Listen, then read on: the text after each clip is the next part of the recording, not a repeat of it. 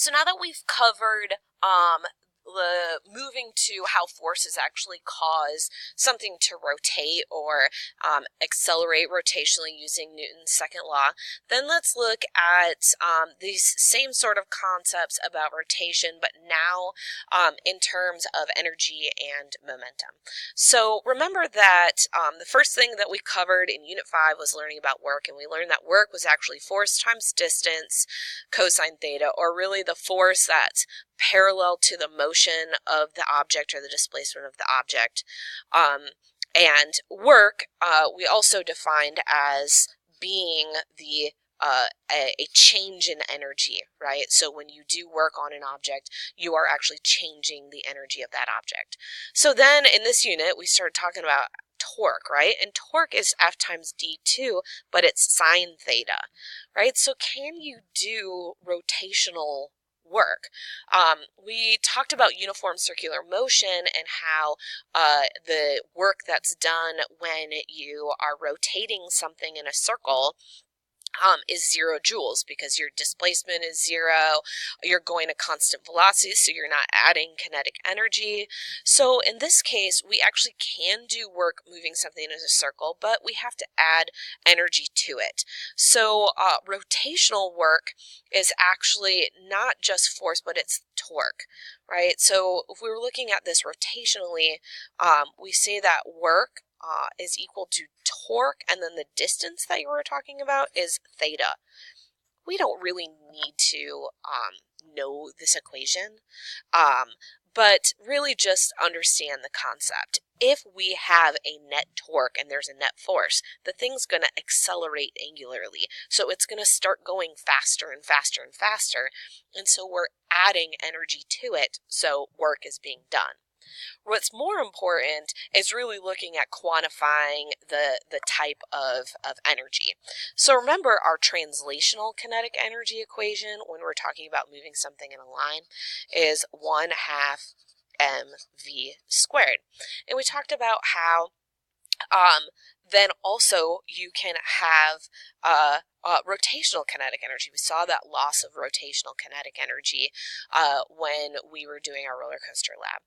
So rotational kinetic energy, we can write that equation as 1/2, right? And remember, mass in terms of things that are circular is your rotational inertia, which is I, and your velocity, which is angular velocity, would be that W or that omega squared, right? So now that we have this equation, we can actually incorporate the rotational kinetic energy into our conservation of energy equations, and then also compare things that have a different rotational inertia.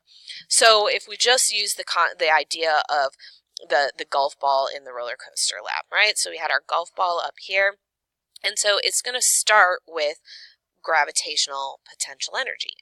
And then as it rolls to the bottom of the hill, right here when it gets down on the bottom of the hill, there's really two things that it has. It has kinetic energy, but we also know now that it has rotational kinetic energy.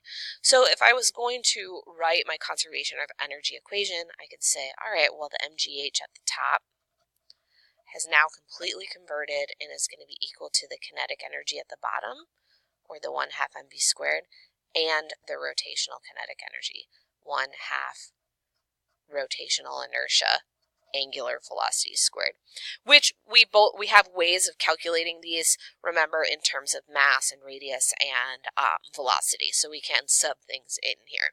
But now we have a way of looking at how much rotational kinetic energy something has gained, and maybe comparing like how fast different types of objects would be going at the bottom based on how much rotational kinetic energy that they gain in this system. And we will do a lot of different examples where we're both conceptually comparing things and also mathematically comparing these things. All right, so then let's look at what we talked about as the very last part of Unit 5, which was looking at momentum, right?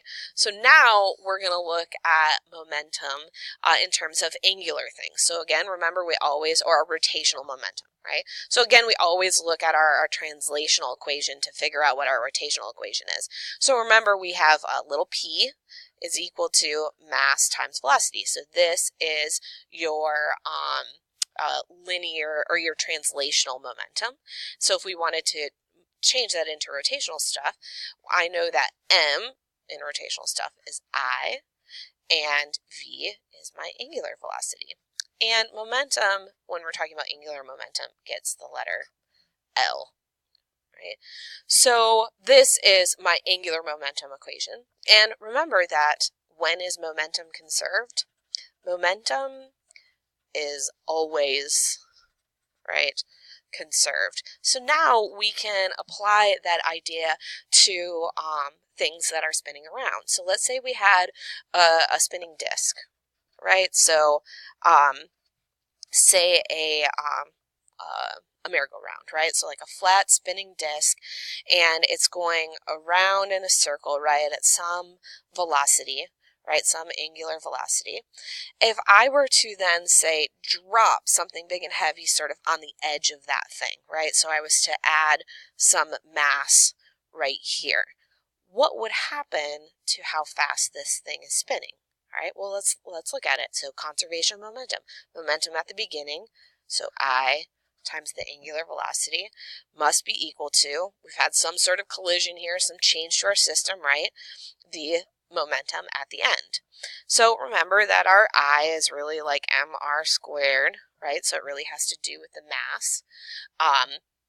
And so if I am going to increase the mass over here, then that means that I must decrease the angular velocity in order to maintain the same momentum, right? So you've got a spinning disk that's going fast, we add some mass to it, it slows down. Another sort of common example, and we'll look at other conceptual examples like this, but it is like a spinning skater. So you've seen like figure skaters go and they go into a spin and then they pull their arms in and then they start to go really a lot faster, right? So again, we have this idea of conservation of momentum. So the skater at the beginning has some momentum, and then when they pull their arms in, they have another momentum. And you know, as they pull their arms in, right, the angular velocity is going to go way up, right? They start to spin really, really fast. Well, why is that the case? They're not changing their mass, right?